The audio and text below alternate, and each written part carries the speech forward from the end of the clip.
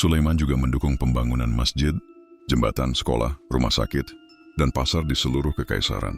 Di Istanbul, ia memerintahkan pembangunan Masjid Sulaimaniye, sebuah mahakarya arsitektur karya Mimar Sinan, yang hingga kini masih berdiri megah. Bab 5. Cinta di balik singgasana.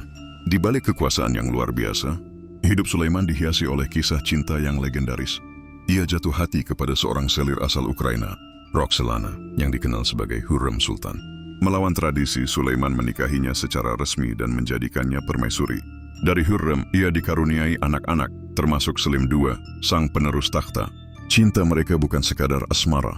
Hurrem menjadi penasihat setia, bahkan berperan dalam urusan kenegaraan. Intrik di dalam istana pun makin memanas. Anak-anak dari selir lain bersaing, bersekongkol, dan berdarah. Putra kesayangannya Mustafa difitnah dan dihukum mati atas tuduhan makar. Hati Sulaiman hancur, namun ia tetap kokoh memimpin kekaisaran. Bab 6. Senja sang penakluk. Meski rambutnya mulai memutih, langkahnya tetap tegas. Di usia senja, ia tetap memimpin pasukan. Pada tahun 1566, di medan perang Sigetvar, ia mengembuskan napas terakhir dalam tenda perangnya.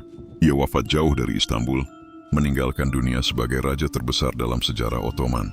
Berita kematiannya dirahasiakan sementara oleh para jenderal agar semangat pasukan tidak runtuh. Ketika akhirnya diumumkan, tangis menggema dari Balkan hingga Arabia. Epilog, warisan seorang raksasa. Sultan Sulaiman Agung memerintah selama 46 tahun, masa terpanjang dari semua Sultan Utsmaniyah. Di tangannya, kekaisaran mencapai wilayah terluas mencakup 3 benua, Eropa, Asia, dan Afrika. Puncak kemegahan budaya, arsitektur, hukum, dan administrasi. Nama yang disegani oleh Paus di Roma, Raja di Prancis, Syah di Persia, dan Kaisar di Habsburg. Ia tidak hanya dikenang sebagai penakluk, tapi sebagai pilar peradaban Islam, simbol keadilan, dan raja yang merangkul ilmu serta cinta. Di batu nisannya tertulis, Sultan Sulaiman Khan, bayang-bayang Allah di bumi, pelindung 2 kota suci, penguasa 2 daratan dan 2 lautan. Penutup, itulah kisah Sulaiman Agung, bukan hanya raja dari tanah Ottoman, melainkan bayangan kejayaan umat manusia yang melintasi waktu dan peradaban. Bab 7. Musuh di luar, intrik di dalam. Langit kekaisaran Ottoman kala itu terlihat cerah dari luar, tetapi awan gelap perlahan menggumpal di dalam istana Topkapi.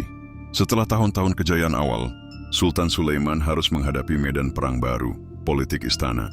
Di balik dinding yang dihiasi karpet Persia dan kubah emas, suara-suara berbisik mulai menjadi pisau yang lebih tajam dari pedang.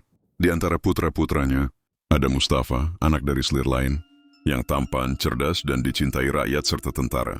Ia disebut-sebut sebagai penerus yang pantas. Namun, kecemerlangannya juga menimbulkan kecemburuan.